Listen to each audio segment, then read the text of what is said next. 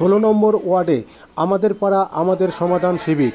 রাজ্য সরকারের অভিনব কর্মসূচি আমাদের পাড়া আমাদের সমাধান। সেখানে সাধারণ মানুষ এবং পাড়ার বিভিন্ন কাজের প্রস্তাব তুলে ধরেছে সরকারি আধিকারিকের কাছে। চলুন দেখে নেব সেই চিত্র। আপনারা দেখছেন নিউজ নদিয়া এক্সপ্রেস। চ্যানেলটিকে সাবস্ক্রাইব, লাইক, শেয়ার এবং ফেসবুক পেজটি ফলো করুন। আর দেখুন নিউজ নদিয়া এক্সপ্রেস।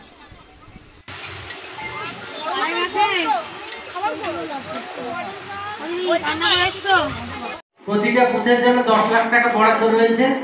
অতএব এই 10 লাখ টাকার মধ্যে যে স্কিমগুলো আসবে সেগুলোরই বাস্তবায়ন আপাতত হবে।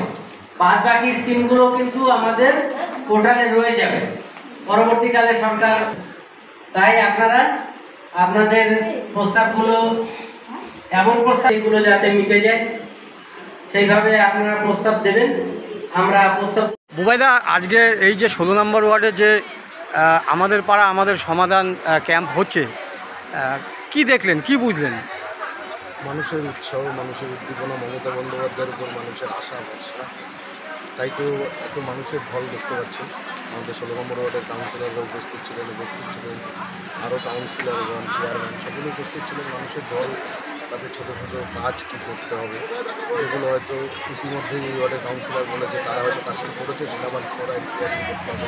কিছু কিছু ছোটো জিনিস যেগুলো মমতা বন্দ্যোপাধ্যায় চাইছে মানুষের মাধ্যম দিয়ে উঠে আসুক সরকারের কাছে, সেই পরিকল্পনা 16 নম্বরে দেখি উপস্থিত দেখতেই পাচ্ছেন।